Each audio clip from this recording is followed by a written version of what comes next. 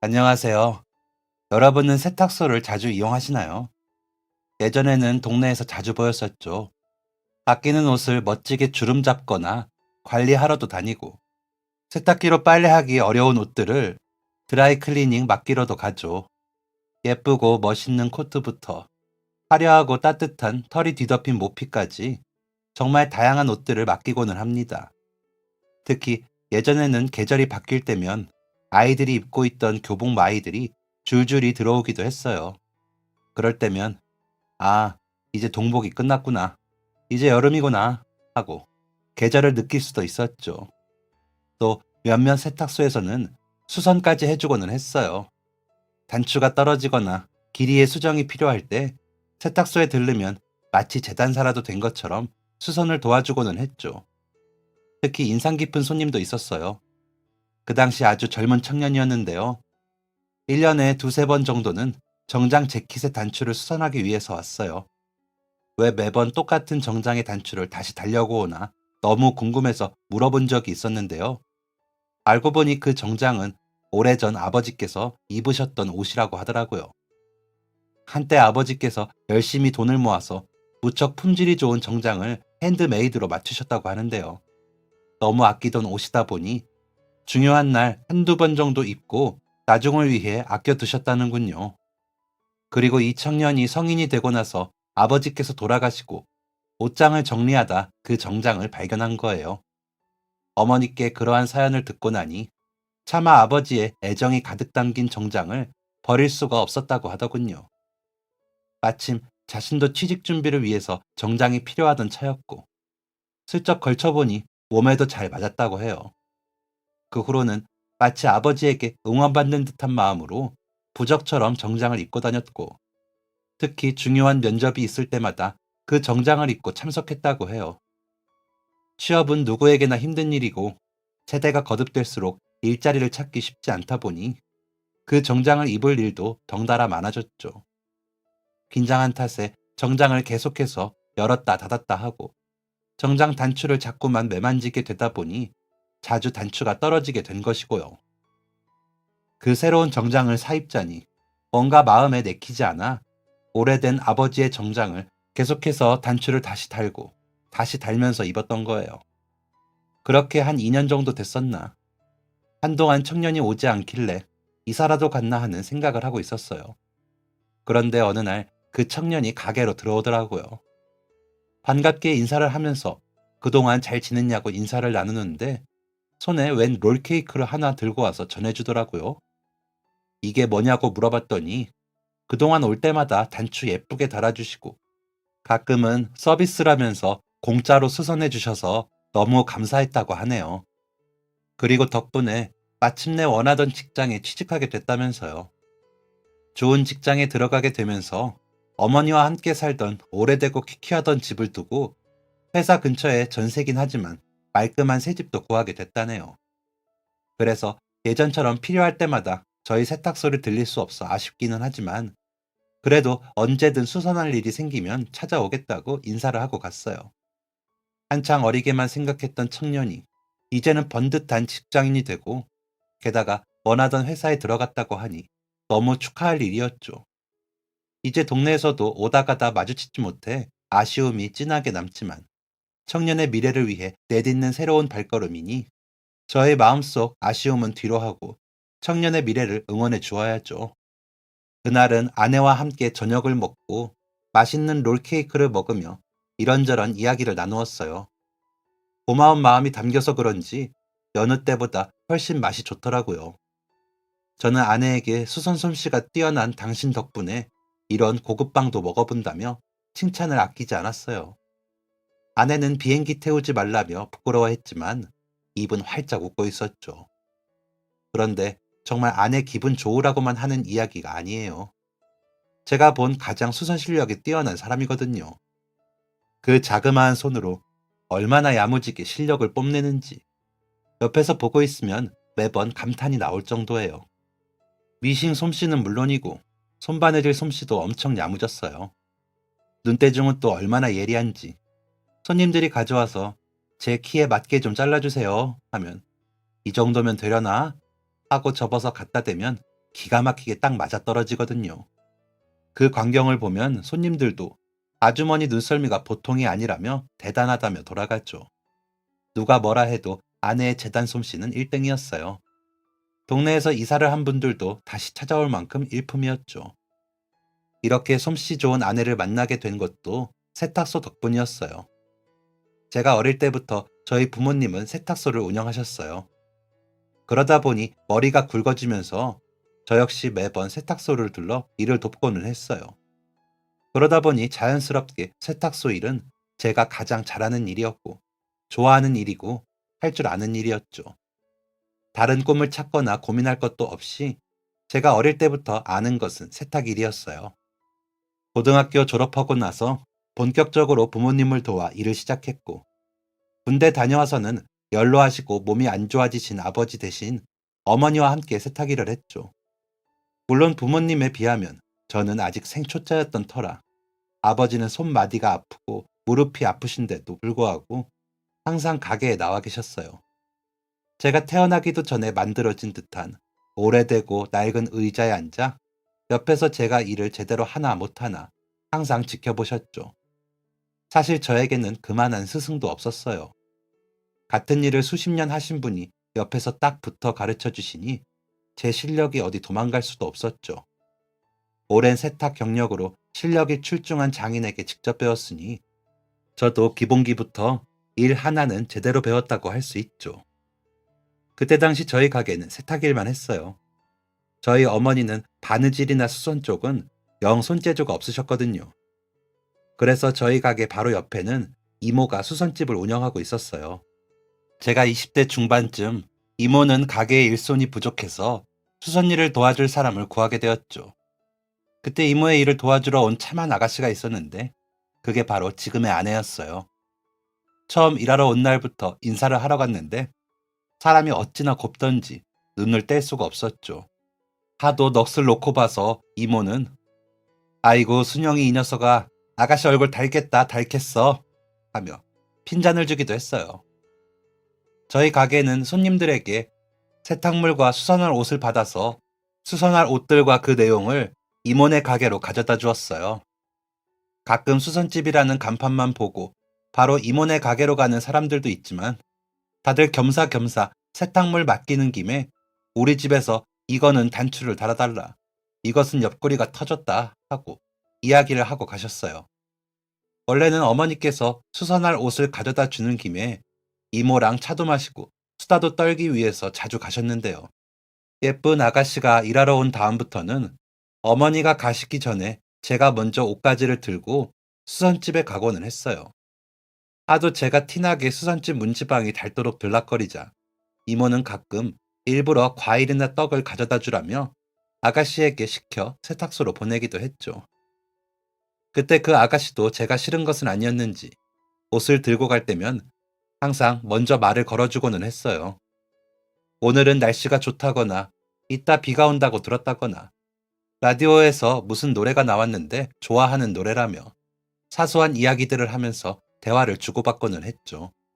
그리고 1년 정도 뒤 연세가 많으시던 아버지께서는 처음에는 거동을 힘들어 하시다가 나중에는 기력이 없으시다가 결국 세상을 떠나셨어요. 저야 저희 아버지니까 당연히 상주로서 3일 내내 자리를 지켰지만 그 예쁜 아가씨도 제 옆에서 계속 자리를 지키더라고요. 며칠 내내 피곤할 텐데 내색도 안 하고 음식을 나르고 정리하고 저희 어머니랑 이모 식사까지 챙기는 모습을 보니 이 사람이랑 꼭 결혼해야겠다 싶은 생각이 들었어요. 이렇게 힘들고 어려운 때에 의지가 되어주고 힘을 보태주는 사람이라면 무슨 일을 함께 해도 해나갈 수 있겠다 싶었거든요. 그 다음 해 저희는 결혼했고 건물주가 저희 가게 자리에 다른 가게를 차릴 거라고 나가달라고 하더군요.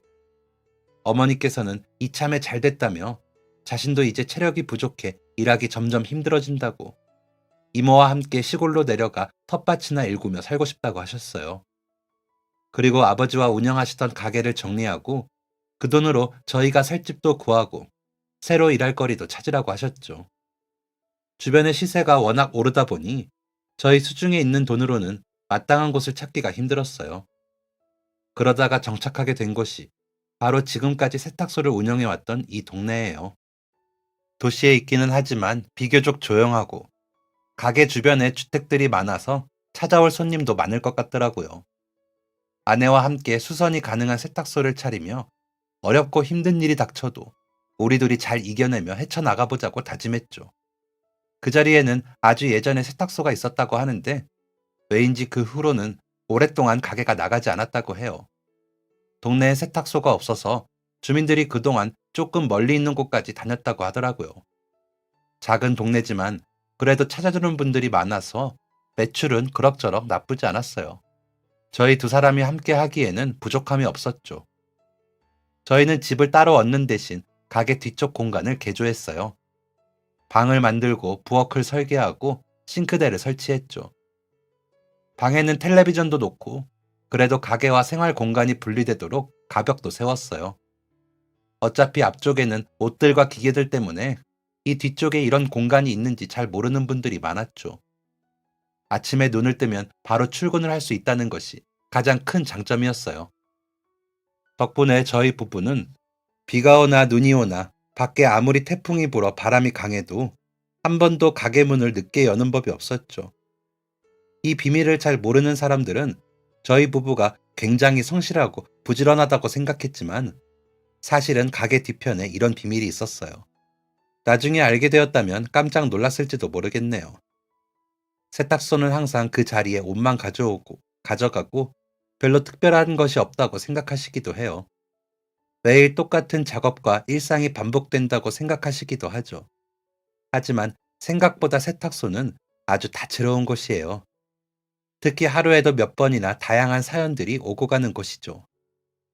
드라마 같은 상황이 당장 눈앞에 펼쳐지거나 화려한 볼거리가 있는 곳은 아니라고 할지라도 옷과 그것을 들고 오는 사람들에게는 여러 사연이 있어요. 저희 동네에는 한 어르신이 계셨어요.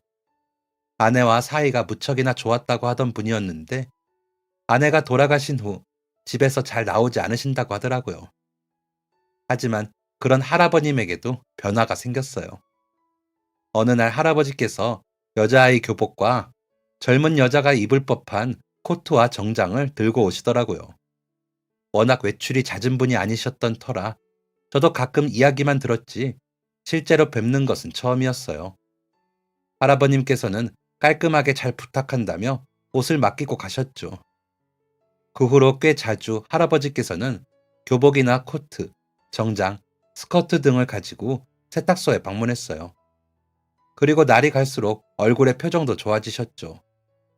무슨 일일까 궁금하기는 했지만 개인사를 너무 들추는 것도 예의가 아닐 수 있겠다 싶어 저는 맡기시는 옷을 열심히 관리해드리기만 했어요. 그리고 나중에 알고 보니 할아버지 댁에 딸과 손녀가 와 있다고 하더라고요. 할아버지가 맡기신 옷을 젊은 여성분이 찾으러 와서 알게 되었어요. 자신이 옷을 맡긴 할아버님의 딸이라고 하더라고요. 그분은 원래 다른 지역에서 살고 있었는데 어머니가 돌아가신 후 힘들어하는 아버지를 보고 이 동네로 이사를 오기로 결심했다는군요. 남편은 직장 생활 때문에 당장 이사를 할 수는 없어 오녀가 할아버지 댁으로 이사를 온 거였어요. 따님도 일을 하는 직장인이었는데 할아버님께서 아내가 돌아가신 후 외출을 너무 하지 않으시니 일부러 옷을 세탁소에 좀 맡겨달라며 부탁을 하셨다고 하더라고요. 옷을 맡기고 찾아오면서 어쩔 수 없이 외출을 하셔야 했고 또 찾아온 옷을 보고 손녀딸이 너무 고마워하는 모습을 보니 나중에는 할아버지께서 부탁하지 않아도 혼자서 세탁소를 왔다 갔다 하셨다고 해요. 기뻐하는 손녀와 딸의 모습을 보기 위해서요. 그 후로 그 할아버님은 종종 동네에서 따님과 손녀와 함께 다니는 모습을 볼 수 있었어요. 때로는 따님과 둘이 산책하시기도 하고 학교가 끝나는 손녀딸을 데리러 다녀오시기도 하더라고요. 그동안 같은 동네 살아도 얼굴 뵙기 참 힘든 분이었는데 이제는 동네에서 얼굴도 자주 뵐 수 있고 마주칠 때마다 표정도 예전보다 훨씬 밝아지셨어요. 또 세탁소에서는 사람들의 옷으로 그 사람을 알게 되는 경우도 있어요. 교복이나 유니폼처럼 어떤 일을 하는지 유추할 수 있는 옷들도 있고 또 어떤 옷들은 그 사람의 평소 습관 같은 것을 말해주기도 하거든요. 이 사람은 땀이 많구나. 이 사람은 팔꿈치를 자주 책상에 올리고 있구나. 이분은 걸을 때 발목 안쪽을 스치면서 걷는구나. 바지 길이가 본인의 키보다 길구나 등등. 그 사람을 알 수 있는 부분들도 엄청 많아요. 그러다 보니 옷에는 사람들의 사연이 있고 사람들의 사연에는 또 옷이 있죠. 그래서 세탁소 일이 한자리에 계속 반복되는 작업이라 지루하고 심심할 것 같지만서도 늘 그렇지만은 않아요. 그리고 세탁소를 떠올리시면 물건을 주머니에서 빼는 것을 잃어버린 경험들이 있으실 거예요. 하도 이런 경우가 자주 있다 보니 저는 세탁을 하기 전에 꼭 주머니를 확인하고 작업을 시작해요. 혹시나 물건이 망가져서 못 쓰게 되는 일들이 있으면 안 되니까요. 가끔 손님이 많지 않을 때면 접수를 받을 때 바로 주머니를 한 번씩 확인하고 손님을 보내기도 하는데요. 정말 재밌는 사연도 있어요. 하루는 한 아이가 자기 엄마랑 같이 교복 마이를 맡기러 왔는데요. 마침 손님이 별로 없던 때라 주머니 안에 뭐가 있는지 확인하려고 뒤적거리다가 마이 안주머니에서 웬 종이가 나오더라고요. 저는 아무 생각 없이 그 종이를 꺼냈는데 알고 보니 바로 성적표였어요.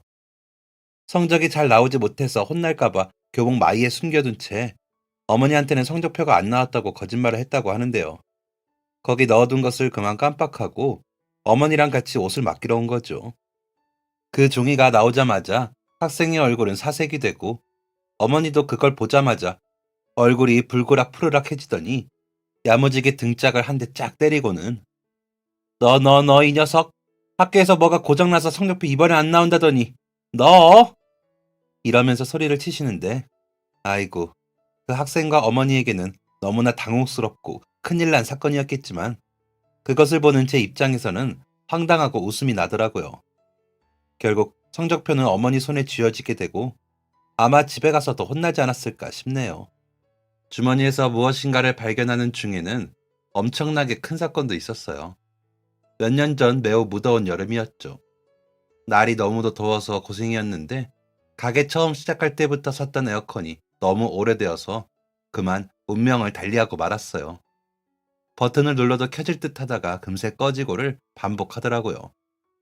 결국 수리하려고 기사님을 모셨는데 상태를 보더니 이렇게 오래된 제품은 부품 찾기도 힘들고 부품을 찾아도 고치는데도 3, 4주는 있어야 하고 비용도 엄청나게 든다고 하더라고요. 지금 한창 더운 여름에 틀어야 할 녀석인데 몇 주씩 고치느라 쓰지도 못하면 어차피 있으나 없으나 의미가 없다면서 이왕이면 하나 사는 게 낫다고 하시더라고요. 요즘은 인터넷으로 알아보면 저렴한 제품들도 많다고요. 그런데 저희 부부는 인터넷 쇼핑에 해박한 편이 아니라서 어떻게 저렴하고 좋은 것을 찾아야 하는지, 그리고 어떻게 결제하고 배송을 해야 하는지 영 어렵더라고요. 또 매장에 직접 가서 보니 아무리 저렴하다고 해도 가격이 만만치 않았어요. 아내랑 이야기를 나눠보니 너무 부담스러운 가격이라서 일단 버틸 수 있는 데까지 선풍기로 버텨보자 결론을 지었죠. 그렇게 너무 더워서 땀을 줄줄 흘리면서 일하고 있는데 세탁소는 옷도 가득하고 기기에서 나는 열 때문에 더 덥거든요.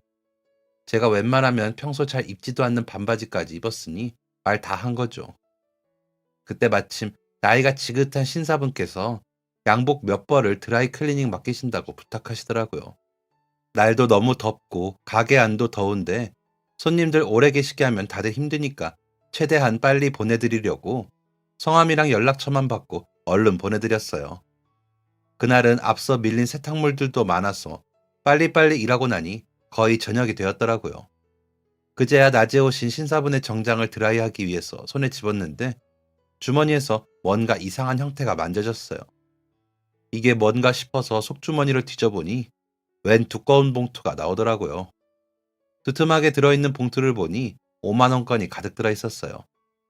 한 손에 겨우 잡힐 정도로 두툼하게 지폐로 가득 채워진 봉투였는데 보자마자 식은땀이 나더라고요. 그렇게 큰 돈을 현금으로 보는 게 거의 처음인 것 같았어요. 뒷정리를 돕던 아내도 그 돈 뭉치를 보더니 에구머니나 하면서 깜짝 놀라더라고요. 여보, 이게 다 무슨 돈이야? 경찰서에 가야 하나? 깜짝 놀라 물어보는 아내에게 저는 낮에 다녀가신 신사분이 정장을 맡겼는데 제 킷의 안주머니에서 나왔다고 이야기해줬어요. 이렇게 큰 돈이 없어졌는데 아직까지 찾으러 오시지도 않고 연락도 없으시다니 이게 진짜 신사분 돈이 맞나 싶은 생각도 들었어요. 그리고 잠깐 고민하게 됐어요. 이렇게 많은 현금 뭉치를 왜 들고 다니시는지, 이걸 신사분께 돌려드려야 할지, 아니면 혹시 이 돈이 뭔가 위험한 돈이라 경찰에 찾아가야 할지 이런저런 생각이 들었죠. 하지만 당장 이 돈은 그분의 주머니에서 나온 것이고 어디서 잃어버렸는지를 몰라 연락을 못하고 계신 걸 수도 있으니 그분께 돌려드리는 게 맞겠다고 생각했어요. 그리고 오늘은 일단 밤이 늦었으니 내일 아침 일찍 연락을 드리자 싶었어요. 그렇게 큰 돈이 저희 가게에 있다고 생각하니 심장이 두근거려서 잠도 잘 오지 않았어요. 혹시나 오늘 같은 날 갑자기 가게에 도둑이라도 들어 저 돈이 없어지면 어떡하나. 그래서 제가 물어줘야 하면 어떡하나 싶은 생각이 들기도 했어요. 이래서 사람이 분수에 맞게 살아야 한다고 하는 걸까요? 제 수중에 없었던 감당하기 힘든 돈 뭉치가 있으니 저절로 불안하고 심장이 요동쳐서 잘 수가 없더라고요. 다음 날 아침이 밝고 저는 접수할 때 받아두었던 연락처로 전화를 드렸어요. 그런데 받지 않으시더라고요. 혹시 모르는 전화라서 안 받는 걸까? 아니면 이른 아침이라서 받지 않으시는 걸까 싶은 생각이 들었어요. 그래서 이따가 다시 걸어보자고 생각했어요. 그리고 오후쯤 다시 전화를 드렸어요.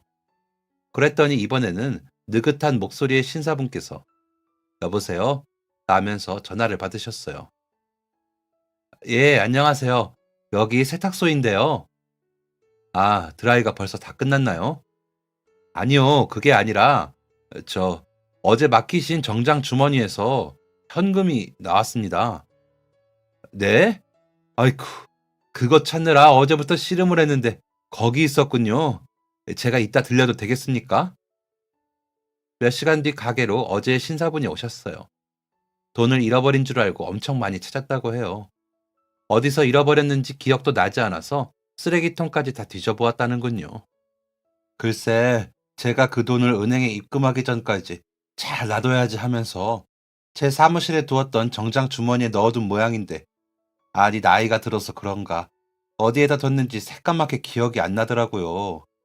어제 오후에 은행 볼 일이 있어서 입금하러 가야겠다 싶어서 늘 돈을 놔두던 책상 서랍을 열었는데, 글쎄 거기 봉투가 없더라고요.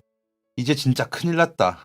너무 중요한 돈인데 정말 큰일 났다 싶어서 밤 늦게까지 사무실 책상도 다 뒤지고 쓰레기통까지 다 뒤졌는데 찾지 못해서 참담하던 와중이었습니다. 이렇게 직접 전화까지 주시니 정말 감사합니다. 알고 보니 그분은 근처 노인 요양소를 운영하던 분이었습니다. 그 돈은 요양시설에 어르신들이 계단을 오르기를 힘겨워하시다 보니 계단 옆에 경사면을 새로 설치하기 위해서 마련한 돈이라고 하더라고요. 받아두었던 기부금으로 설치하려 했는데 금액이 부족한 바람에 급하게 자신이 타던 오래된 자동차를 팔아서 마련한 금액이었어요. 저는 그것도 모르고 혹시나 이 돈이 어디 나쁜 곳에 쓰였던 것인가 고민했었네요. 그 이야기를 들으니 제가 이 돈을 찾기를 정말 잘했다는 생각이 들었어요. 혹시나 실수로 주머니를 확인하지 않고 세탁했다면, 어휴, 정말 상상하기도 싫죠. 돈이 어떻게 되었을지 모르니까요. 이렇게 귀한 데 쓰일 귀한 돈이었는데 말입니다. 그분께서는 거듭 너무 감사하다고 이야기하신 후 돈 봉투를 들고 돌아가셨어요. 저희 부부는 참 다행이다 싶었죠. 그런데 며칠 후 예상치 못했던 일이 일어났습니다. 저희에게 왜 이런 일이 생겼나 싶을 만큼 깜짝 놀랄 만한 일이었죠. 아내와 저는 입을 벌리며 황당해한 채로 이게 대체 무슨 일인가 싶었습니다. 아무런 설명도 듣지 못했던 일이라 더 당혹스러웠죠. 갑자기 이렇게 가게에 찾아와도 되나 싶어 당황스럽기도 했고요. 그날도 어김없이 더위와 싸우면서 열심히 일하고 있었어요. 그런데 갑자기 가게로 웬 남정네가 오더니 에어컨을 설치하러 왔다고 하더군요. 저희 부부는 에어컨을 시킨 적이 없으니 놀랄 수밖에요. 그래서 그분들에게 아무래도 주소를 잘못 찾으신 것 같다고 정중하게 말씀드렸어요. 그랬더니 기사님께서 저희 가게 주소를 이야기하시며 여기 주소지가 맞지 않냐고 물으시는 겁니다. 저희 세탁소 이름까지 이야기하시면서 분명히 여기로 배달해달라고 했다는군요. 기사님께서 얘기하는 가게 이름도 주소도 모두 저희 세탁소가 맞았어요. 이게 대체 무슨 일인가 싶었지만 어쨌든 저희가 주문한 게 아니었기 때문에 함부로 받을 수도 없었죠. 그랬더니 기사님께서 그럼 다시 한번 확인을 해보겠다며 연락하시더라고요. 그리고 전화를 끝내시더니 기사님께서는 분명 주소지도 상호도 여기가 맞다고 하시더라고요. 저희 부부가 여전히 황당한 얼굴을 하고 있자 갑자기 낯이 익은 이름을 이야기하시며 그분이 꼭 여기로 배달해달라고 부탁하셨다고 말씀하셨어요. 그제야 저는 그 이름을 듣고 어쩌다 새 에어컨이 저희 가게로 왔는지 이해할 수 있었죠. 기사님께서 말씀하신 그 이름은 얼마 전 제가 돈봉투를 찾아드렸던 그 신사분이셨어요. 드라이를 맡기실 때 성함과 연락처를 물어본 데다가 그렇게 강렬한 추억이 있어 더욱 기억에 남았죠. 저희 부부는 그제야 왜 새 에어컨이 저희 가게로 온 줄 알게 되었고 그분이 어떤 마음으로 보내주셨는지도 알 것 같았어요. 그래도 한두 푼이 드는 것도 아닌데 이렇게 받기에는 너무 부담스럽다고 느껴 저는 다시 한번 그분께 연락을 드렸습니다. 예, 안녕하셨어요. 보내주신 에어컨을 받았는데 저희에게 너무 과분합니다. 저희는 그저 원래 주머니에 있던 소지품을 찾아드렸을 뿐인데 이렇게 비싼 보답을 해주시다니요. 마음만 감사히 받겠습니다. 하지만 전화를 받으신 신사분은 단호하게 이미 구입해서 설치까지 부탁드린 에어컨이니 그냥 받아달라고 하셨어요. 이 더위에 거기까지 설치하러 방문해주신 기사님께도 그 편이 훨씬 좋을 거라고요. 저는 한 번 더 거절하려 했지만 그분께서는 이렇게 받아주셔야 본인 마음이 놓이신다며 앞으로 자주 찾아뵐 테니 갈 때마다 옷 신경 써서 드라이 해주시면 그걸로 충분하다고 하시더군요. 그렇게까지 이야기하시니 차마 더 거절할 수 없었어요. 더 이상 거절을 하는 것도 민폐 같았고요. 그래서 어쩔 수 없이 에어컨을 받기로 했어요. 신사분에게는 몇 번이나 감사하다는 인사를 드린 후 전화를 끊었죠. 그분 말씀처럼 이 더위에 직접 설치해 주시려고 무거운 에어컨을 들고 방문해 주신 기사님들께도 자신의 할 일을 하고 가실 수 있도록 하는 것이 예의인 것 같았어요. 덕분에 저희 가게에는 새로운 에어컨이 생겼어요. 새 제품이라 그런지 너무너무 시원하더라고요. 몇 주 동안 더위와 힘겹게 싸워오던 아내는 시원한 에어컨 바람에 다시 뽀송뽀송한 미소를 찾았어요. 아내가 기뻐하니 그걸로 되었다. 내가 나중에 더 좋은 일로 갚을 기회가 있겠지 생각하며 저도 아내와 같이 시원한 바람의 자유를 누렸죠. 저희 부부는 이렇게 좋은 선물을 주시는 감사한 분도 있으니 우리가 더 힘내서 일하자며 다시 한번 의기투합했어요. 그리고 몇 해 후 아내는 앓고 있던 지병으로 세상을 떠났어요. 아내는 마지막 눈을 감으면서도 제 걱정을 하면서 떠났죠. 자기 없어도 밥 잘 챙겨 먹어라. 열심히 살아라. 아프지 말아라. 자기 따라온다고 혹여나 나쁜 생각은 절대 하지 말라며 신신당부했어요. 마지막까지 제 걱정을 해주는 아내가 떠나자 세탁소는 텅 빈 것 같았어요. 30년이 넘는 결혼 생활 동안 저희는 아이가 생기지 않아 오롯이 저희 두 사람을 의지하고 살았는데 저희 부모님도 다른 가족들도 대부분 돌아가시고 제 유일한 가족이었던 아내가 세상을 떠나니 온 세상이 텅 빈 것 같더라고요. 그리고 아내에게 못해준 일들만 자꾸 생각났어요. 그동안 장사한다고 명절에도 휴일에도 제대로 쉬어본 적도 없고 남들 다 쉬는 그런 날들이면 저희는 더 바빠서 어디 가까운 데 놀러 갈 생각도 못하고 지냈는데 이렇게 아내가 떠날 줄 알았다면 그래도 한 번쯤은 가게 문 닫고 며칠이라도 아내와 함께 좋은 구경도 하러 다닐 걸. 꽃이라도 보러 다니고 맛있는 거라도 먹으러 다닐 걸 후회가 되더라고요. 그동안 떼돈을 버는 것도 아니면서 뭐가 그렇게 일이 더 중요했는지 아내에게 해주지 못했던 일, 더 챙겨주지 못했던 것들만 생각났어요. 태어나서 비행기 한 번 못 타봤다던 아내에게 결혼하고 신혼여행도 부산으로 떠나면서 나중에 돈 벌면 꼭 비행기 태워주겠다고 아내가 가보고 싶다던 제주도 데려가겠다고 약속했었는데 그 약속을 끝끝내 지키지 못했었네요. 생각해보면 비행기로 겨우 1시간에서 1시간 반 정도 걸리는 그 거리가 뭐 그리 멀다고 느꼈는지 그깟 비행기 한 번 타는 게 뭐가 그리 어려웠는지 사랑하는 아내를 위해 며칠쯤은 가게 문 닫고 훌쩍 떠날 수도 있었는데 참 못난 남편 만나서 당신이 고생 많았구나 싶었어요. 아내가 세상을 떠난 후에도 못난 남편은 세탁소 문을 열었어요. 이제는 수선을 해줄 사람이 없어서 더 이상 수선은 받지 않았지만 그래도 찾아주시는 분들이 모두 한마음으로 저를 위로해 주더라고요. 아내가 얼마나 좋은 사람이었는지 이야기해주면서 함께했던 추억들도 나눠주었죠. 아내는 떠났지만 좋은 사람으로, 사랑스러운 사람으로 기억해주는 많은 분이 있어서 그나마 다행이라고 생각했어요. 여전히 아내는 이 세상에서 기억되고 있었으니까요. 하지만 몇 해 지나지 않아 저는 더 이상 세탁소를 운영할 수 없었어요. 제가 세탁소를 운영하고 있던 건물주가 새로 바뀌었는데 월세를 너무 많이 올린다고 하더군요. 아내가 떠난 이후 수선일도 하지 않고 있기 때문에 이전보다 수입은 더 줄었는데 세를 갑작스럽게 많이 올리니 제 입장에서는 부담스러운 금액이었어요. 30년 가까이 그 자리에서 운영해오던 곳이고 아내와의 추억도 많은 곳이라서 부담스럽더라도 생활비를 조금 더 줄여 월세를 부담할까 생각도 했었어요. 하지만 계산해보니 생활비를 아무리 줄여도 지금 수입에서는 월세를 도저히 감당할 수 없었죠. 그래서 너무나 안타까운 마음이었지만 저에게는 별다른 선택권이 없었어요. 가게를 정리하는 수밖에요. 가게를 정리하기로 하면서 손님들에게도 알렸어요. 가게의 영업이 종료되는 날짜까지 맡겨두신 옷들도 돌려드려야 했고, 영업 종료를 앞두고 옷을 맡기시면 작업을 마무리해드리기 힘드니까요.